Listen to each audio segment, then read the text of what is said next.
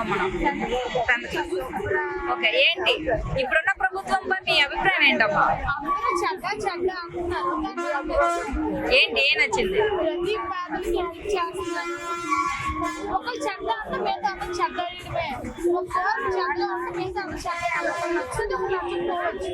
అది నాకు ఈ డ్రెస్ నచ్చింది, మా అమ్మ నచ్చింది. అంటే ఒక ప్రభుత్వం నచ్చకపోయినా సరే నాకేం నచ్చింది.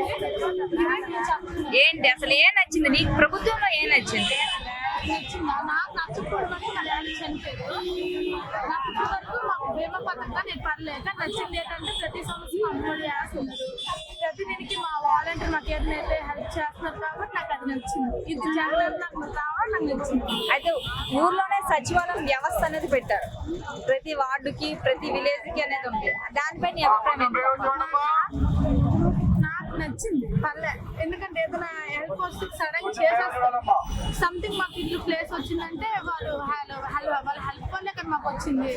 తను ఉన్న వాళ్ళు మాకు వచ్చింది, లేకపోతే నాకు కలిగేస్తుంది. స్కూల్స్ లో నాడు నేడు అనే ప్రోగ్రామ్ పెట్టారు కదా, దానిపై నీ అభిప్రాయం ఏంటమ్మా? నాకు పర్లే నచ్చింది. మా హాస్టల్ అప్పుడు అది ఉండేది కాదు, ఇప్పుడు మా హాస్టల్ చాలా బాగుంది. ఎడ్యుకేషన్ పర్లేదు. అప్పుడు అందరూ స్లోర్ అంటే చాలా మంది ఉండేవాళ్ళు. ఇప్పుడు పర్లేదు, అందరూ బాగానే చదువుతున్నారు. అప్పుడు అందరికి రిజల్ట్ తక్కువ వచ్చి అందరూ ఫెయిల్ అయిపోయారు. ఇప్పుడు మాత్రం పాస్ అవుతున్నారు. బాగుంది, మాకు ఎడ్యుకేషన్ నచ్చింది. ఇంకా చాలా నచ్చింది రావడం. కొంతమంది నచ్చకపోవచ్చు, నాకైతే నచ్చింది. అంతమంది ఎందుకు పట్టించుకోవాలి. అయితే ఎవరిస్తారని నువ్వు అనుకుంటున్నావు? జగనే కావాలి నాకైతే, అంతమంది ఎందుకు అనుకున్నారు.